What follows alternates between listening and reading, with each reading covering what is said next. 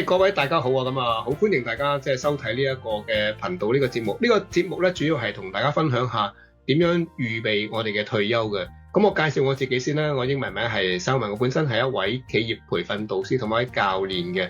咁今日咧非常榮幸邀請到我一位好尊敬嘅朋友啦，佢都係一位導師嚟嘅，就係 Kevin Ho。咁不如我呢個時間邀請阿 Kevin 介紹下自己，你退休前其實你係做邊行嘅咧？咁啊好多謝Simon邀請啊！咁我哋都其實唔止第一次合作㗎啦，呢次算係第二次合作啦。咁我都好興奮，因為上次個效果都非常之好啊！咁希望我哋今次講嘅嘢都可以俾我哋嘅聽眾有少少嘅一啲嘅參考價值。我自己咧我退休之前係做金融嘅，咁我做咗金融大約都有成30年㗎啦，即係其實都係金融嘅服務行業。雖然我頭3年係做核數啦，但係都係同金融嗰邊有關嘅事啦。咁其實我相對嘅退休嘅年齡係早嘅，因為就唔係話到咗退休年齡，我嗰陣時先係50歲到啦。咁就我發覺我自己即係做咗呢行咁耐咧，我覺得一個人花咗咁多時間做一樣嘢，我諗都差唔多夠。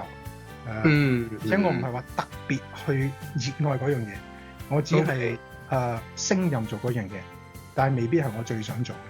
但係嗰個待遇非常好，咁所以我就留到某一個點，我覺得 OK 啦。咁我覺得其實都差唔多啦。咁我想去轉做第二啲嘢，因為真係想轉去第二啲完全唔同嘅嘢，感受一下究竟第二啲係咩感受嘅咧咁樣。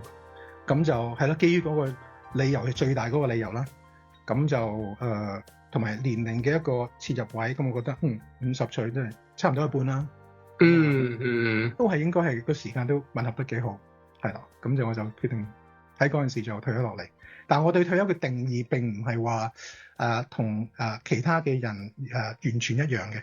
我覺得退休嘅定義就係我可以選擇繼續工作，而係我唔需要去考慮工作嘅待遇為大前提去選擇想做嘅工作。OK， 冇錯。OK， 可唔可以理解為即係我哋唔會為咗所謂嘅揾食而繼續做翻我哋一路做緊嘅工作啊？係啦，即係我有一個好，其實都好幾奢侈嘅，因為呢個自由度就係話我可以選擇做或者唔做。如果我選擇做，我可以選擇同邊個做幾耐，亦都可以選擇我收錢或者唔收錢。As long as 嗰樣嘢對我係有意義嘅咧，咁我可以讓嗰樣嘢為我嘅優先考慮條件。其他嘢可以，其實我都好可以好大彈性咁樣。咁呢樣嘢絕對係奢侈嘅。咁我係一個非常幸運嘅人，我亦都好感恩我有咁樣去做呢啲嘢。OK， 好嗱，咁啊，你啱啱頭先分享咗啦，咁你就50歲就決定就叫做退下火線啦。係，我聽落去咧，我感覺到啊，都係一個高薪厚職啊！我諗對於一般人嚟講，都要放低唔容易喎。而我好想問下 Kevin 咧，當你考慮即係你頭先即係都有強調過想做一啲你中意做嘅嘢啦，或者呢個都係你有個選擇啦。其實當你選擇或者開始考慮嘅時候咧，有冇少少一啲掙扎位，定還是係點樣嘅個過程？冇嘅，因為其實我最後退嗰年咧，3年前 from that time 我已經諗住上台，即係47歲到就開始準備50歲退休。我已經諗住喺嗰一刻，我已經諗住想走㗎啦。咁但係嗰次好得意啊！我同我太太有一個對話，就係曾經想同佢講我退啦咁樣。咁佢話：咁你退咗落嚟想做乜嘢？我話：我就係想退咗落嚟先有時間諗啊嘛。我而家都未知㗎咁樣。咁就喺呢個位度棘住咗，即係佢可能有少少考慮話：咁你唔知做乜？你退咗落嚟，你覺得係咪應該其實唔使咁快決定住啊？其實你知道做乜先退都唔遲啊。喺個掙扎位度，我就當然喺嗰陣時我嘅思想，我諗仲未到某一個成熟嘅點啊。我覺得我想做呢樣嘢，我可以做嘅我就想做㗎。但係我最後都冇做到，因為我覺得佢都係有理由、有道理嘅。即係如果我完全冇頭緒做乜嘅話，有可能有唔同嘅後果嘅喎。有可能我係因為我可以咁就做一啲好任性嘅嘢，因為我可以啊嘛。咁任性嘅嘢會帶嚟好多未必係好嘅後果。咁我自己都可能意會到，但係嗰陣時我未學做 coaching 或者係做導師啦，咁我唔識得去自我去分析我自己嘅狀態。但係我就係一個朋友個感覺，我話都好嘅，再諗下先啦，咁樣一諗就諗咗3年，因為嗰3年又發生咗公司又發生咗好多唔同嘅嘢，令我都好忙啊，咁未必有咁嘅時間去再每一日去諗呢啲事。喺一個機緣巧合之下，咁公司嗰一啲嘢咁就轉成咗一個另外一個階段咧，我突然間又有多啲時間去諗呢啲嘢咯。咁到嗰時候我真係再諗嘅時候，我就我有一個方向啦咁樣。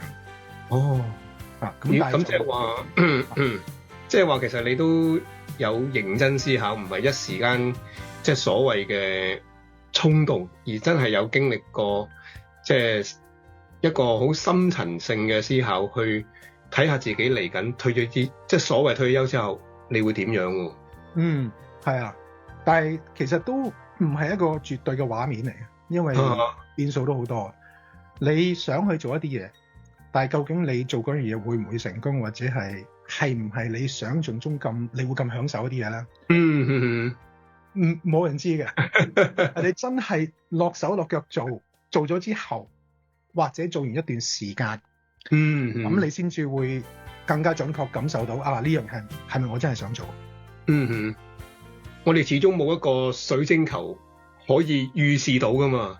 其實你嗰3年，你而家回望翻啦，有啲乜嘢係最幫到你喺嗰3年裏面？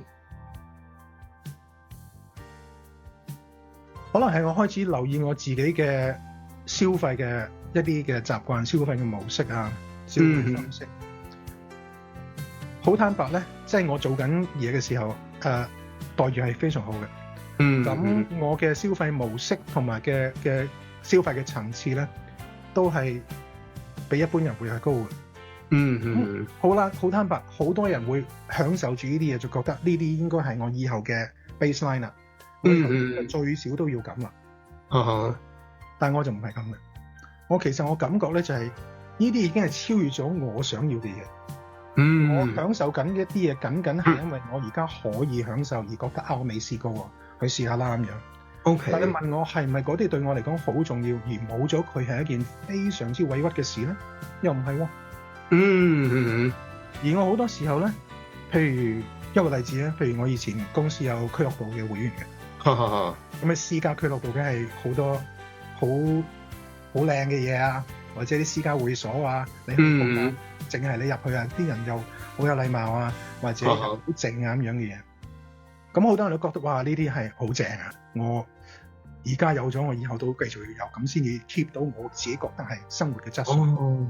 OK， 我其實唔係一個咁嘅人嚟嘅，即係 naturally 我唔係一個咁嘅人嚟。我其實去到我覺得有少少格格不入嘅。因為佢哋追求嘅嘢同我自己想追求，真正我追求嘅嘢其實係唔同。